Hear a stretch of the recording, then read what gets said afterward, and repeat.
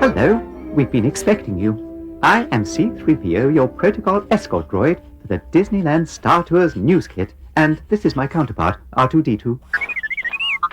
Let me assure you, our journey through Disneyland's newest adventure is designed to be a most enjoyable one, a pleasant change from my past experiences.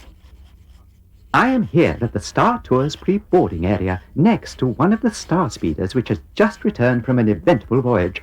It does seem to have been rather battered, but don't worry, the craft you'll be travelling in will be first-rate, with the possible exception of your pilot, Rex. I'm afraid he's a little fresh off the assembly line, if you know what I mean, but he'll improve, I hope. Yes, R2, don't be so impatient. I was coming to you next. Your flight to the moon of Endor will be navigated by R2-D2, who is really quite efficient when he concentrates. But enough of that. I do believe it's time to begin. R2, if you would kindly display the rundown of segments, it would be greatly appreciated.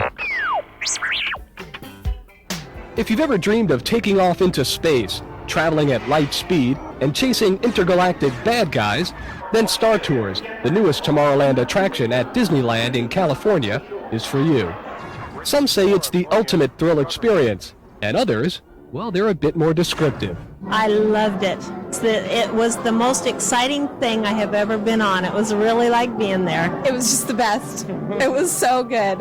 I thought that it was the best attraction in Disneyland. Why? Because it's so fast and it looks like you're really moving. My mom said she knows what it's like because she always rides with my dad. Star Tours is a joint venture between the Walt Disney Company and George Lucas. So they've given me the opportunity to include my characters into that part of the park and try to come up with some new ideas, which is real exciting. It's something, it's a little offbeat from what I normally do, but it's a real exciting creative challenge. Star Tours is based on Lucas's Star Wars films, but at Disneyland, the Star Tours company offers excursions to the moon of Endor. And the supervising droid is this familiar Star Wars character, C-3PO. Your modesty, I don't think they could have chosen a better droid for the job. And of course, I'll be working alongside R2-D2 once more, and while he can sometimes be a little irritating, I must admit we make a splendid team. It is now, too. It's my method because the church is just thinking about it. I'd rather instead to the spice mines of Kessel. Droid transport 22. Get back to work. Now see what you've done. We'll lose our jobs for sure. There did some big work being struck out, at least I made my job. Yes! Star Tours announces another of our exciting action-adventure tours. Join us on a trip to California. Start your day with a trip to the Star Tours. If this transport is the best, then aren't we already preparing it? What do you mean you have to do more work? You ungrateful little twit. I just had enough of you. What? You wouldn't even have this job if you weren't me? Flights leave every few minutes, so don't delay. Visit Endor today. I really didn't understand why the announcement would be on the Endor tour. Yes, I know exactly what I'm doing. Don't you worry about me. Transport 22, I'm getting a critical reading on your laser cannon. First today. All our Star Speeders are piloted by the newest, most reliable RX-DROID, so you can sit back, relax, and enjoy the sights. Whenever your plans call for intergalactic travel, call on the best Star Tours. RX-24, please report immediately to DROID. Hello. How are you? I'm C-3PO, relay droid. See, my job is to pick our pilots and navigators for Star Tours. It's a really, really neat job. I mean, I like it. You get to meet a lot of nice droids. Yes, sir. I mean, no, sir. Hey, it's not my fault. These people keep asking me quick questions. Excuses. I told you 1,000 times. Never thought this a humanoid. It always leads to trouble.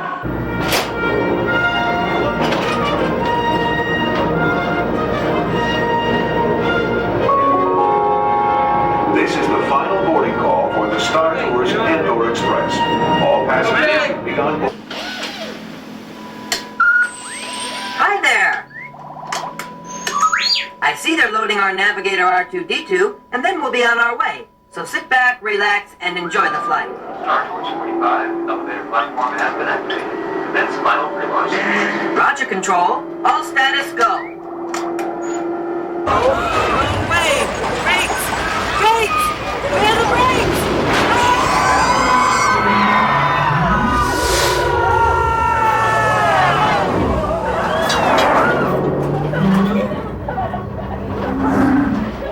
I meant to do that. A little shortcut. R2, light speed to Endor!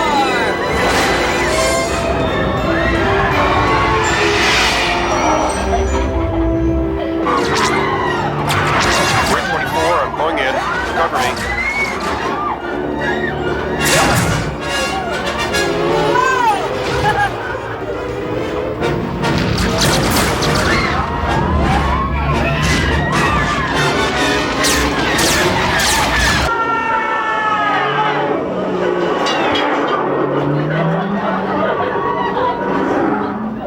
I meant to do that. A little shortcut.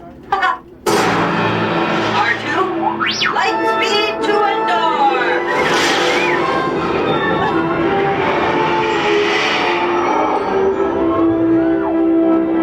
R2, we passed the Endor moon!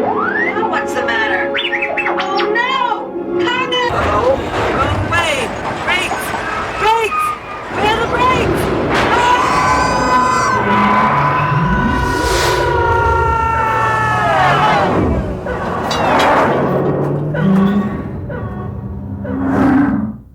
I meant to do that.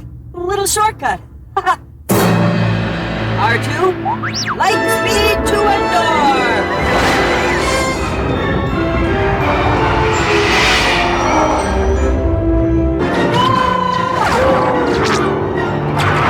Red 24, I'm going in. Cover me.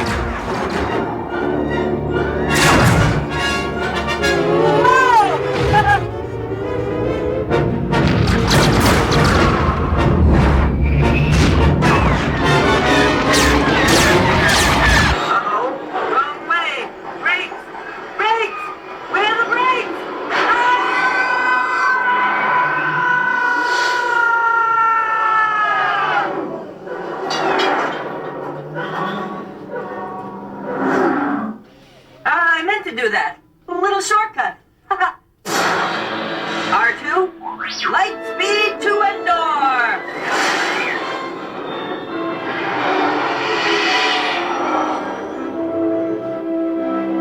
R2, we passed the Endor moon! Now what's the matter? Oh no! Comets! Ladies and gentlemen, there may be some turbulence up ahead. Make sure your seatbelts are fastened. Hey, sorry folks. Sure to do better next time. It was my first flight, and I'm still getting used to my programming. Hey! Hey! Well, for a long time I've been interested in trying to get involved with the Disneyland theme park. And for years I'd discussed it with the management at Disney, and eventually it came about that they accepted my offer to be involved, and that we would sort of combine ideas. I wanted to have an involvement in Tomorrowland. I thought that was a portion of the park that had always been a little less than what it could have been. And so they've given me the opportunity to include my characters into that part of the park and try to come up with some new ideas, which is real exciting. It's something, it's a little offbeat from what I normally do, but it's a real exciting creative challenge.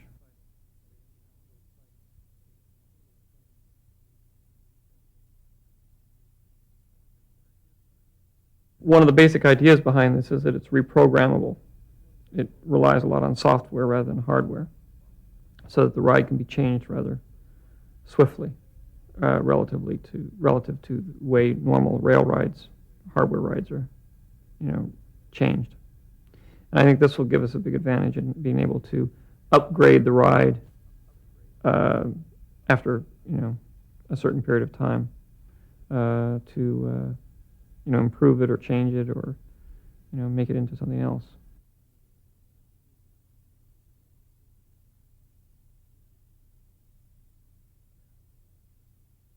Oh yeah, I'm working on 4 or 5 other projects that will be coming out. Some of them Indiana Jones rides, some others intergalactic adventures.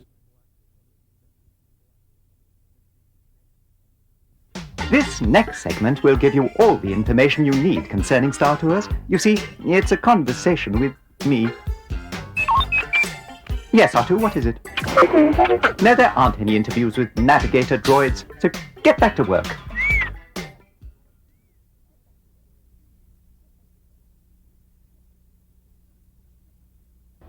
Well, of course, I could give you all sorts of information, but I find that humans far too often pay no heed to my advice. They have this strange desire to find things out for themselves. I will say, however, that while your flight is intended to take you on a leisurely cruise to the moon of Endor, your pilot, Rex, is a little, well, fresh off the assembly line. Suffice it to say, he doesn't possess the expertise that R2 and I have. Therefore, it is possible you may encounter some of the difficulties we had on our flight, although, of course, I was never actually frightened. And I'm sure humans will find it great fun.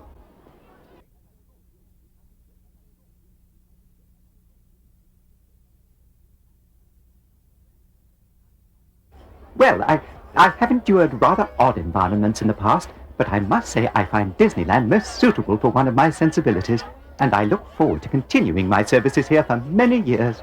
Of course, I have already a good deal of experience in providing vital assistance to humans, so with all due modesty, I don't think they could have chosen a better droid for the job. And of course, I'll be working alongside R2-D2 once more, and while he can sometimes be a little irritating, I must admit we make a splendid team.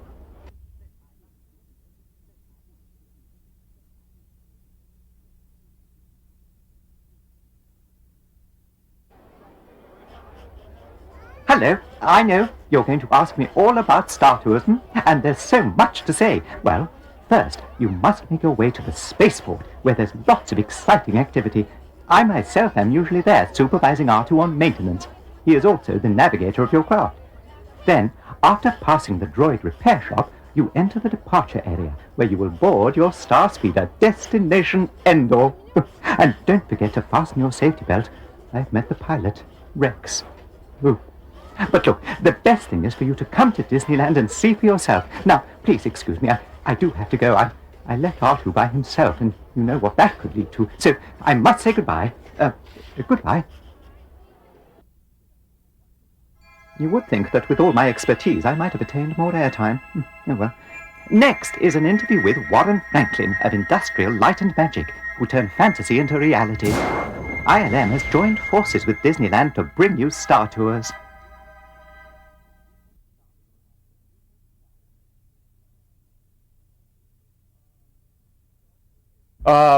Star Tours gave us an opportunity to do a totally different kind of project, which was great, and everybody was very enthusiastic, get a chance to do a non-stop 4-minute effects film, basically, with no actors, nobody changing things all the time, and it was really, I think, something that got a lot of enthusiasm from the crew here, and they've worked on a lot of big films, so it was quite amazing the extent of which people became involved with a Star Tours film.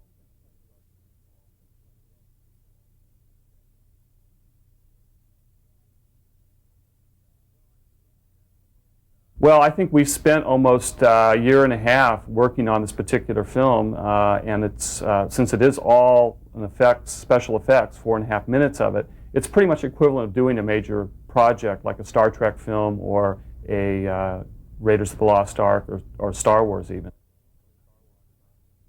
Another member of ILM is Dennis Muren, an Academy Award-winning visual effects director.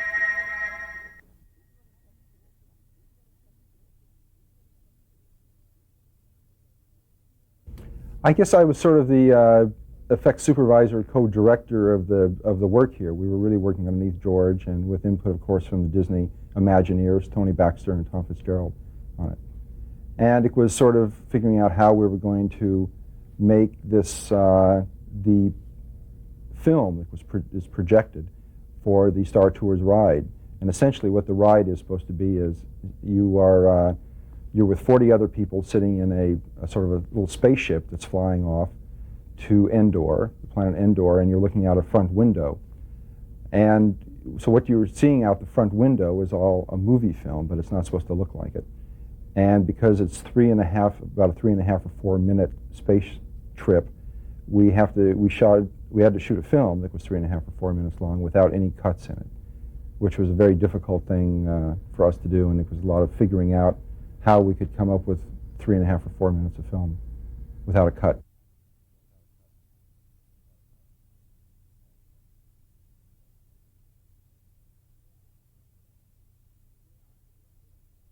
Yeah, I get wrapped up in it. It brings back first the excitement of being in Disneyland just ups you, and so you're ready for something.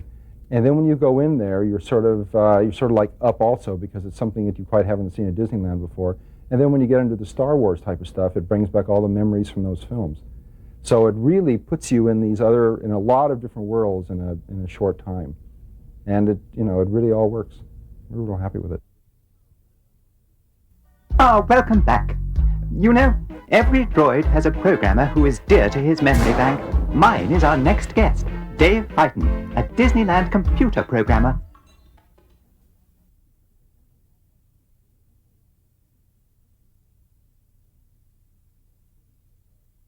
Well, the footage that Anthony Daniels did for me was an extreme help. First of all, this is a character that everyone knows, and everyone already knows what he looks like, how he acts, how he moves. So it's very important that I capture that same believability. And the best way to do it was get the help from Anthony Daniels. And with his help in my animation, we brought C-3PO to life again.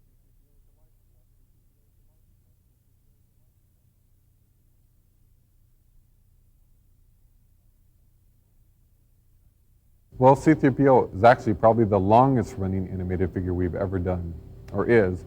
Compared to a pirate, which is about 90 feet of animation, or a Mr. Lincoln, which is 400 feet, C-3PO is actually 900 feet of animation, with 22 moves in all inside of him. The next interview is with another Disney mastermind, Tony Baxter. He is in charge of designing Disneyland shows.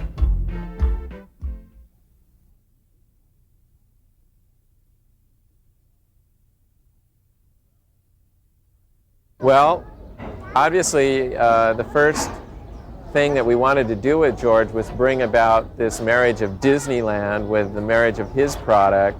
And Star Tours evolved from the first presentation that we gave to George of a possible ride, and it was a little bit more complicated. You could go every which way and choose your direction. And George said, well, that's great, but what can we do immediately? What can we do to get something going right now? And so we looked around and we found this fantastic device that was in work in the Air Force and in the government to simulate excursions into space, and we thought it was a natural. Here we have the space of fantasy that George had created and combined it with real-world technology that was ready to go, and this will be the first time the general public has actually got to experience something like this, so we're real excited about it.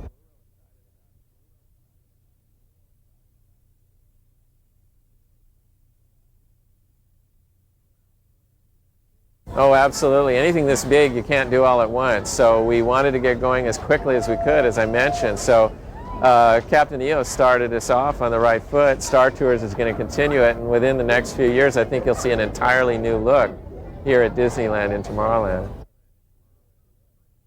And now our final segment on the Star Tours News Kit, a chat with Tom FITZGERALD, the Star Tours show designer himself.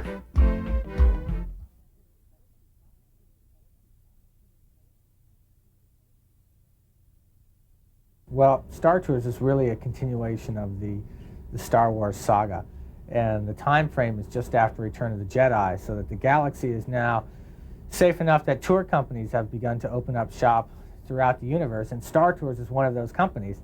And when you enter the attraction, you go into what we call the maintenance hangar, and here you're going to find your old friends R2-D2 and C-3PO, who now have new jobs, new masters, and they're working for Star Tours. R2 is in what we call the Star Speeder 3000, which is a full-size transport that will take you on your journey, and he's doing some welding, and 3PO is doing the ever-popular backseat driving, telling R2 exactly why he's doing everything wrong and getting themselves in all sorts of mix-ups and so forth. You'll also, in this area, see some travel logs from Star Tours saying, you know, coming up service to Hoth and Dagobah and Tatooine, but saying that now they have non-stop service to Endor, and that's where we're going today. But before we get there, we pass through what's called the Droidnostic Center. And here, Star Tours is so proud of the care and precision with which their pilots are assembled that instead of hiding it off back, where we usually have maintenance operations, they put it on display. And they have what we call our G2 droids, who are repairing navigators and getting them ready for your flight. But unfortunately, the G2 droids are kind of goof-offs. And the little one, the laborer droid who's welding, or supposed to be welding, gets very distracted by the guests and starts asking them how to fix the droids and where they're going and hasn't he seen them before. And the other droid is sort of monitoring the activities of the room. From there, we enter the loading concourse, and you're sent to one of 4 gates to board the Star Speeder, and then you're off on your adventure with your rookie pilot, Rex.